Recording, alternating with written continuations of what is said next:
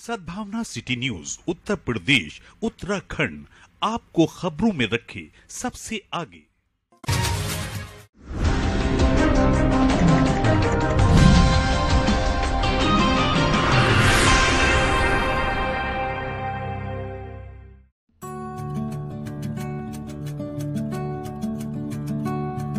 22 अप्रैल 2025 यानी कि आज विश्व पृथ्वी दिवस के अवसर पर वर्क संस्था ने आशियाना कॉलोनी के पास स्थित अंबेडकर पार्क में एक पर्यावरण जागरूकता कार्यक्रम आयोजित किया।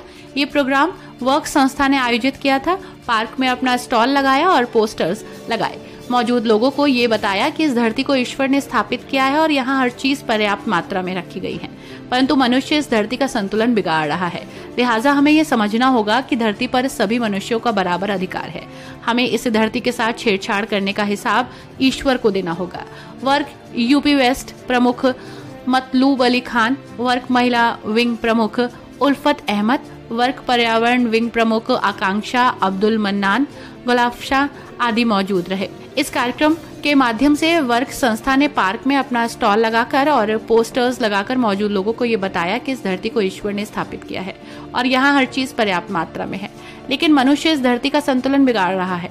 लिहाजा हमें ये समझना चाहिए कि धरती पर सभी मनुष्यों का बराबर अधिकार है और हमें इस धरती के साथ छेड़छाड़ करने का हिसाब ईश्वर को देना होगा।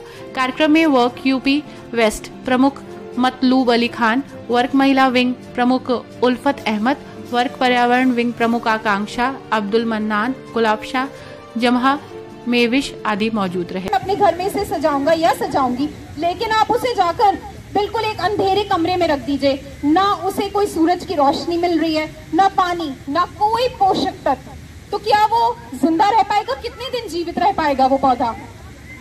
रह पाएगा? क्या रह पाएगा? नहीं रह पाएगा ना, मर जाएगा। नहीं रह पाएगा, बिल्कुल सही। तो इसी तरह अगर हमने आज फ्यूचर जनरेशन की, अपने उन बच्चों की फिक्र नहीं की कि अगर हमने ही सारी चीजों को खराब कर दिया तो उस फ्यूचर जनरेशन के लिए भी कुछ नहीं बचेगा, हम भी जल्द ही मर जाएंगे।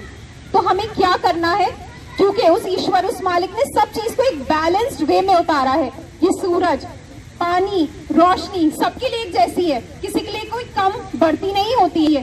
तो हमें भी इसी तरह सारी चीजों को बैलेंस करके चलना है, क्योंकि अगर इम्बैलेंस क्रिएट करेंगे तो सारी चीजें अभी कुछ ही दिनों में आप देखेंगे नष्ट होती जाएंगी। ना हमें फ्रेश एयर मिल पाएगी, फ्रेश पानी। अभी हम देखते हैं कि कितना दूषित पानी लोग पीते हैं, कितनी दूषित हवा है। बाहर लोग गाड़ियों से और बाहर की पब्लिक से निकलकर आप यहाँ आए ताकि आप अपने आप को स्वस्थ रख सकें, कुछ टाइम व्यतीत कर सकें अपने लिए, अपनी स्वास्थ्य के लिए। तो मैं आप लोगों से विनती भी करती हूँ कि अपना और अपनी फ्यूचर जनरेशन का ध्यान रखें, क्योंकि ये गिफ्ट है हमारे लिए उस ईश्वर की तरफ से। क्योंकि जब हमें कोई कुछ तोहफा देता है तो हम उसका कितना ध्यान रखते हैं, अच्छे से यूज करते हैं उस तोहफे को। क्यों? क्योंकि हमें उसका महत्व पता है कि किसी लव्ड वन ने हमें वो तोहफा दिया है। तो उस ईश्वर, उस मालिक से ज्यादा कौन हमें प्रेम करता है?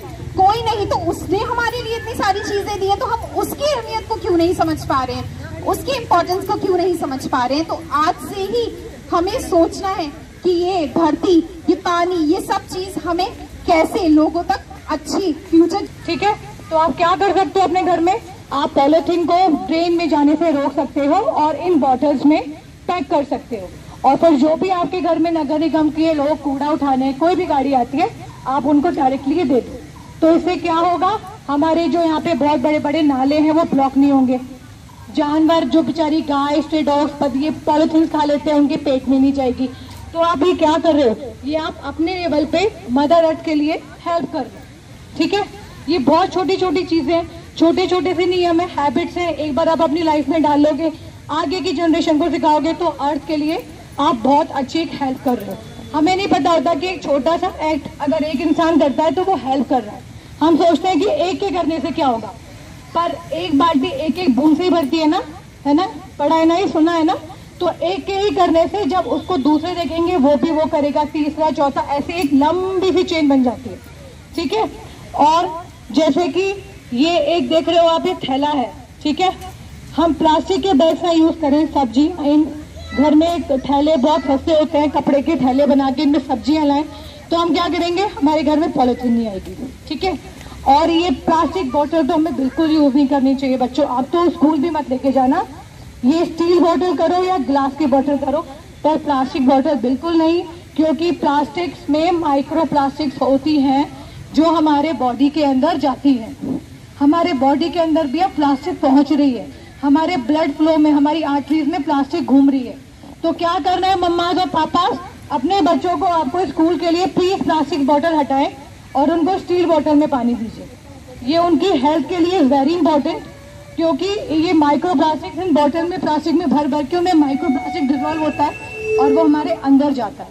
तो आज को संकल्प लो, अपने बर्थडे पे आप सब एक एक प्लांट लगाओ, उसको बड़ा करो, फिर वो जब ट्री बनेगा ना, जो आपको हैप्पीनेस होगी, जो खुशी मिलेगी, वो किसी और चीज से नहीं मिलेगी। मैंने भी अभी तक कम से कम 15-20 छोटे छोटे पौधे ट्री बना दिए हैं, और जब भी मैं अपने पापा के घर जाती हूँ उनको देख के आई फील Let's love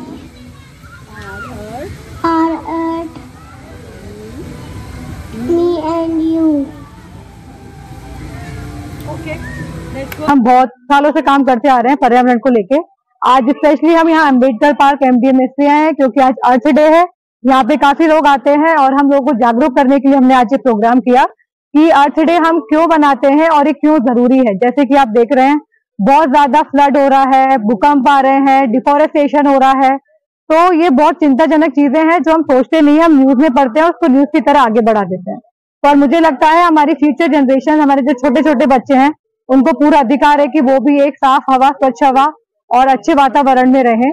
तो हमें अपनी फ्यूचर जनरेशन को मद्देनजर रखते हुए, बच्चों को नजर में रखते हुए प्रकृति माँ को बचाना है। काफी डिफोरेस्टेशन हो रहा है, हमें एफोरेस्टेशन की तरफ कदम बढ़ाना चाहिए। और अब सबसे हम यहाँ पे ये अपील करी है कि आप प्लास्टिक्स को कम यूज करें, इस प्लास्टिक बॉटल्स का कम यूज करें, स्टील बॉटल या ग्लास बॉटल्स का यूज करें, थैलों की जगह, प्लास्टिक के बैग्स की जगह आप अपने थैलों का यूज करें, क्लोथ बैग्स का यूज करें। बहुत इजी और सस्टेनेबल स्विचेज हैं जो हम डेली यूज हम अपनी लाइफ में कर सकते हैं।